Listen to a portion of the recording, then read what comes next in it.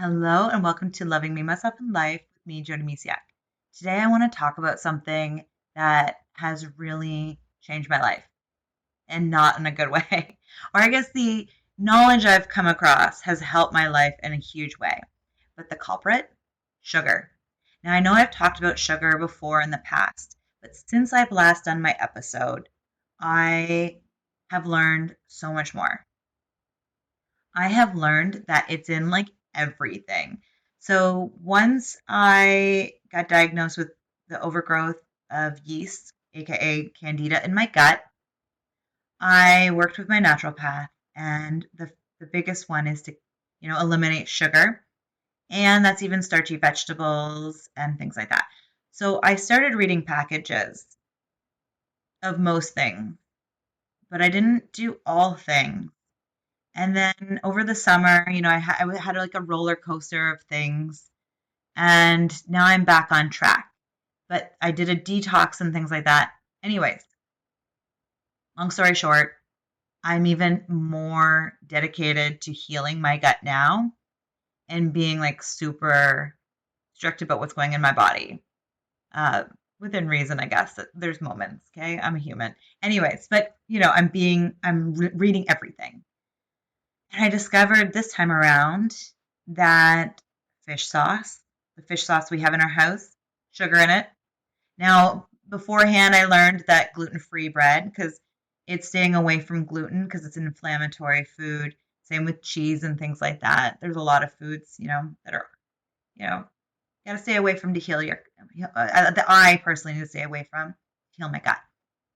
Anyway, so getting back to sugar, so gluten-free items, and I believe my husband bought gluten-free soy sauce so I could use it, which I now found out that soy sauce is even off the table. So I found other alternatives that are completely sugar-free. But when he got the gluten-free one, that also has sugar in it. And the one like the soy, just straight up soy sauce, has no sugar in it.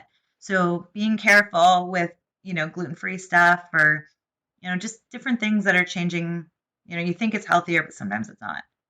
Anyways, so I'm discovering that almost everything processed, at least here in North America, I'm in Canada, it has sugar in it. I knew for a long time that bread has it in. For some reason, here in North America, we decide to put sugar in everything, including bread. Now, why is this a bad thing? Well, for me, it just keeps feeding the candida in my gut. The other thing is that sugar is addictive, and I didn't realize how much until now, I'm going to be honest here, the candida does play uh, a role in my cravings, because the candida is like, I imagine like little Pac-Man in my body going, feed me, feed me. And when I have cravings of sugar, or at least at the beginning when I was detoxing off of things again, and getting rid of the candida, I can have those cravings. So I'm reminded that it's not my body that's craving it, it's a candida. However, sugar itself is super addictive. So you might be eating sugar and not even realizing it because it's in so many things. Like, I couldn't believe it. It's mind-boggling how much stuff has sugar in it. And I'm sharing this with you today because sugar has affected my life. Now, it's not the only reason, because candida can like become overgrowth in the gut for multiple reasons. It can be, stress and not sleeping well. And I've had all those things happen in my life. I'm not sure when the candida overgrowth really started. It could have been years. I've had a hard time losing weight, even though I've been eating healthy and exercising, doing all the things that, you know, sound right on paper. So it could have been years and years since my gut has been healthy. However, sugar is also a big component. And even if you are eating healthy and then you have stress and not sleeping well, the sugar, like if like I'm not saying everybody gets candida. I'm just sharing this information today because now that I'm aware of what's going on with my body and I'm aware of what happens when I eat sugar, And I've been so mindful about what's going in that I am just blown away by how much sugar I'm surrounded by on a daily basis. So I've actually had to make most of my food now. And yes, if you're seeing, like, if that sounds like a stressful task, maybe you're like, where would I find time? Yeah, it can be a stressful task. However, I've had to just change my mindset, and I've created, part of my me day is making food for me. We've always had meal preps and things like that going on weekends, and we'd make muffins and stuff like that, and cookies for the kids' lunches, and just bars and things like that for their lunches. But now I add like a huge list of things to make for myself. And so I've had to rework my schedule. So it can be tricky, but just if you're feeling anywhere tired or you're wondering why you're having sugar cravings, it might be that you're eating things that you don't even know have sugar in it. And we've actually found that they'll have sugar on in the ingredient list, but not label it on the nutrient facts part. Now, there's some, I'm not getting into this because goes into the deep dark world of crazy food labeling and stuff. The thing is, though, they don't actually have to put it on there if there's a small amount. I can't remember what that amount is right now. But for me, it's like it's on that label, it's in there. So it doesn't matter how many grams or how few grams it is for me, it's there. So the food world is, I'm not even going to go there because that could be a whole different conversation and spark up a whole awesome skew of craziness personally. But for me, I'm just coming here today to share what I've learned and hopefully help because sugar is very addictive. And I believe that's why it's in everything. So we want more. So if you're finding that you'd like to have less sugar, read those labels. And then for me, I can't even have natural sugars like honey and maple syrup or dates or higher, like bananas. I used to put banana in my smoothies. None of those things are touchable for me right now until I heal and come on the other side of this. But if you want sugar, and I'd lean, if you want sugar, I'd lean towards the healthier alternatives within reason. I've learned so much that it's all about moderation and things like that. So, be gentle to yourself if you haven't been reading labels, or maybe you have, but anyways, sugar is surrounding us in all areas. I just want to add two other S's. So I talked about sugar. And I don't even want to, like, there's also a million names. Okay, not a million, I think over 50 ways of saying sugar as well. And maybe one of these days I'll write a blog about it because I'm not pronouncing all the sugars out there. Anyway, so what I've actually leaned on to when I really need some sugar is stevia. And there's a couple other, like monk fruit and things like that, that are natural sugars coming from a plant base that don't spike your blood sugar and things like that. So, anyways, those are some alternatives. And if you are trying to eliminate your sugar, take it one sip at a time. Don't go cold turkey. Start small. What I did was I remember just eliminating all refined sugars, or as much as I was aware of, to be honest. Aware of, because I was still eating gluten-free bread and didn't realize that there was sugar in there. I should have, but I didn't. Possibly because I still wanted bread. But I was like, it's not wheat, so I can eat it. Anyway, so if you are looking to reduce your sugar intake, start with cutting out the refined sugars. And if you're going, like, if you have a lot of sugar in your diet, don't even cut that all out, like baby steps, little by little. Do it over a month or so. Cut out if you're drinking pop, or like if you want to call it soda, cut that, take out that first. Like, stop drinking your sugar first and then slowly reduce it in other ways. The refined sugar first. Then I would stick to like honey, agave, and maple syrups as natural alternatives, and dates and things like that. and then even try and scale that back. And if you find you have cravings, like the best thing to do is completely say goodbye to sugar for a while, honestly. And then that will help baseline your sugar again. I'm going to be honest though, it's brutal.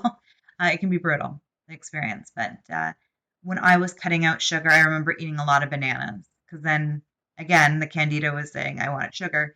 So I was eating it, but at least it was a banana. It was a natural sugar.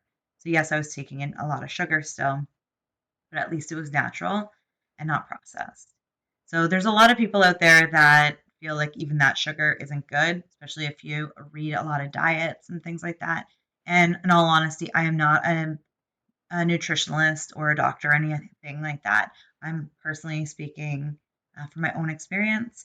And I took I dabbled in a nutrition course when I became an empowerment coach, but not not certified nutritionalist or anything like that. Again, just from my own personal experience. So that was how I, handled my cravings. And again, I had that candida that, is it's kind of like that devil on your shoulder that is like talking like, just eat it, that kind of thing.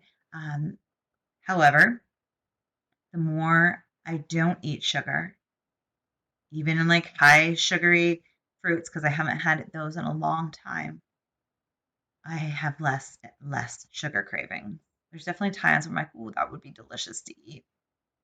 But the cravings slowly over time go away.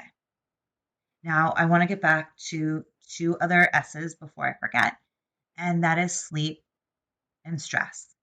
So if you are coming here because you're like, yeah, I want to cut down sugar, focus on sleep and stress as well. Because I know for me personally, when I get stressed out or used to, like I still get stressed out, but I would grab something sweet or like even just food. Like I'd eat some of my feelings. And I really do think that was the candida thing as well. But anyways, because I didn't have that problem before. Anyway, I'm getting off topic. So if you find that you're stressed out, like find ways to de-stress. Go for walks, talk to a friend, meditate, yoga, exercise has been so amazing. I'm having a hard time still exercising regularly. I got to get my energy up still to that point. But exercising, moving my body has helped me mentally and physically. It's just so amazing. And it helps reduce stress. So it doesn't have to be like insane exercise either. Like I love rebounding, so jumping on my mini trampoline. Even 10 minutes a day just feels so good when I can get there. But exercising, meditation, yoga, those things that I've mentioned already, walking, getting out in nature, and so stress, and then trying to get a full. They say adults need between 7 and 9 hours. I know for me personally, it's 9. Like when I get 9, I feel better. Mind you, I'm still, as I record this, I'm still dealing with some fatigue from the candida. So I'm not 100% sure, but I know my sweet spot used to be 9 hours. Maybe it's 8.5 now. I'm not sure, but it's finding what works for you in those hours, but making sure you get a good night's sleep. Now, obviously, things happen in your life. Like I know I get woken up in the middle of the night sometimes, but it's trying to eliminate as much of those distractions as possible and doing the best you can with what you have and where you're at in life. Because I have kids, so sometimes, they have a nightmare. It doesn't happen very often, but it happens. And then you just got to love yourself through that process. And like maybe you have a nap that day. But it's doing all the things you can. So having a really good, solid evening routine that tells your body, okay, it's time for sleep. Maybe it's listening to a meditation or a visualization at the end of the day as you fall asleep. Or, I would go to bed saying all the things I'm grateful for. Like it wouldn't be out loud, it'd just be like to myself. A gratitude prayer of all the things I'm grateful for. So different things like that. So if you are looking to cut back on sugar or even like completely remove it, because it is doable. It can be challenging, but it's totally doable. Also look at your stress levels and your sleep. Sleep is so important because if you're not getting enough sleep, then you gravitate towards food, or at least I know for me I have, and I know other people, there's studies out there that have said like people eat more when they're tired. And I know from personal experience that is true. I would eat more and I gravitate towards sweets, especially those 2 years my son didn't sleep through the night. I was eating donuts left, right, and center. I was eating all these things to give me energy. It's that fake or that burst of energy. So definitely focus on sleep and stress. And in fact, if you're struggling or you think it's going to be too much, get those, under control a little bit first. Not fully, like don't make it an excuse because let's be honest, stress is always going to be happening in our life. So it's not cutting out stress. It's reducing it the best you can. Ask for help when you can or when you need it. And then also figuring out techniques to help you through the stressful time. And the one thing I did forget to mention is breathing. Breathing techniques work really well for stress as well. So I hope this has helped. I send you so much love as you reduce your sugar. Your body will thank you. Your brain will thank you. Like there's just so many things. I'm going to be going into gut health at some point in an episode. And sugar just really messes up our gut. And it messes like our brains. It messes with so much of our bodies. So reducing sugar can really help your body, mind, and just spirit, your overall being. And you'll just feel so much better in your life just by even halving your sugar intake. However, if you find yourself on the candida, overgrowth, gut, place, then it's going to go a little deeper than that to get rid of that and heal that. However, if you're just, you got good gut health, bring back the sugar now so you don't have to be where I'm at now. And that's why I did this episode, because I really, really want you to live your best life. I want you to be energetic and, going out there and seizing the day. And when we load ourselves up with sugar, it can really make things foggy and hard and groggy and just a fake energy. And that's not fun, right? Faking our way through life. I've done that. Got the t-shirt, over it. No, I'm kidding. I didn't get the t-shirt, but the rest is true. Oh, and I'd like to add this too. Sorry, last minute thought popped in my head. Don't just think about taking things away. Incorporate new things in. So as you eliminate sugary things, include other things like eat more vegetables or like I love bubbly. Not endorsing it, but like I love bubbly because it's just like a bubbly beverage and it just makes me feel like I'm having something with a swish. Like I put lime in it and then it's like, ooh, because remember, not drinking right now. So got to find fun ways or herbal teas and things like that. So if you're removing something, don't think about it as like missing out on something. Replace it with something different. And now this comes into a whole mindset thing. So maybe looking at one of my episodes about mindset might be a good idea, but it's just trying not to think about what you're missing out on, but think about what you're doing good. Like focus on the good. And actually right now, because I'm working on myself and trying to feel better, I actually have on our blackboard in our kitchen, I have written on it, focus on feeling good. Because sometimes I can focus on what I'm missing out on. Like, oh, I can't eat that, or I can't eat this, or, all that. Or I'm even focusing on like not feeling good. Well, that's not helpful, right? Focusing on what we're not eating or can't eat or don't want to eat. And actually for me now, it's not focus on what I can't eat. It's focus on what I don't want to eat so I can feel better. See how different that is? It's focusing on why I'm doing this. Focus on your why. I've said this so many times before.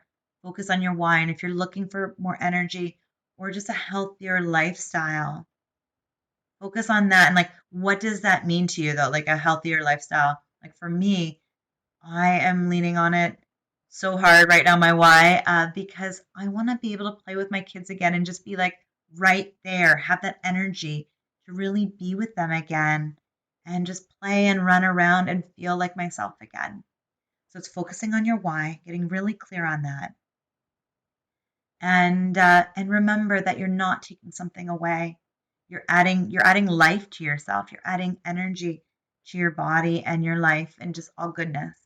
And then replace that with awesome, yummy food. Like for me, I love olives. So it's like take away, sweet things and like have an olive. I've also made breads myself, so I don't feel like I'm not having any bread things. So it's just making things from scratch as well. And then you know exactly what's going in it. So I hope this has helped. I know it was loaded with things and that, but I hope that, this has helped you a little bit. Be gentle and loving with yourself. This is a process. And if you've been eating a lot of sugar for a long time, it's been happening and your body's been getting used to it. So just kind of slowly take it one step at a time. And you'll get there. I hope you have a beautiful, beautiful day. Bye for now.